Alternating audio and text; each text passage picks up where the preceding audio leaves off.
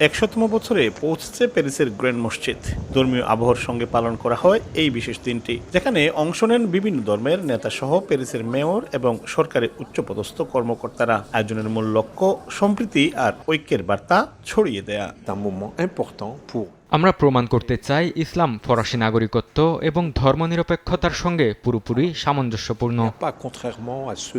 ১৯২৬ সালে মসজিদটি নির্মাণ করা হয়। প্রথম বিশ্বযুদ্ধে ফ্রান্সের পক্ষে লড়াই করা হাজার হাজার মুসলিম সৈন্যের প্রতি কৃতজ্ঞতা স্বরূপ এই মসজিদ নির্মাণের উদ্যোগ নেওয়া হয়েছিল বলেই জানা যায়। তৎকালীন ফরাসি প্রেসিডেন্ট গ্যাস্টন ডুমের মসজিদটি উদ্বোধন করেছিলেন। ইউরোপীয় ইউনিয়নভুক্ত দেশগুলোর মধ্যে মুসলিম ধর্মাবলম্বীদের সংখ্যা সবচেয়ে বেশি ফ্রান্সে। বর্তমানে দেশটিতে অন্তত ৬৫ থেকে ৭০ লাখ মুসলমান বসবাস করছেন।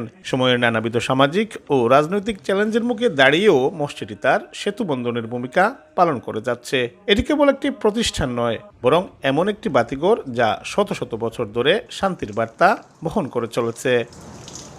মোহাম্মদ লুৎফুর রহমান বাবু, সময় সংবাদ, ফ্রান্স।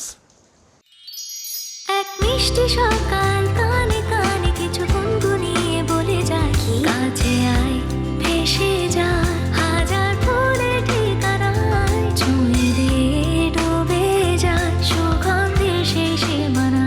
তিব্বত লাক্সারি সো, বাংলাদেশের রূপ।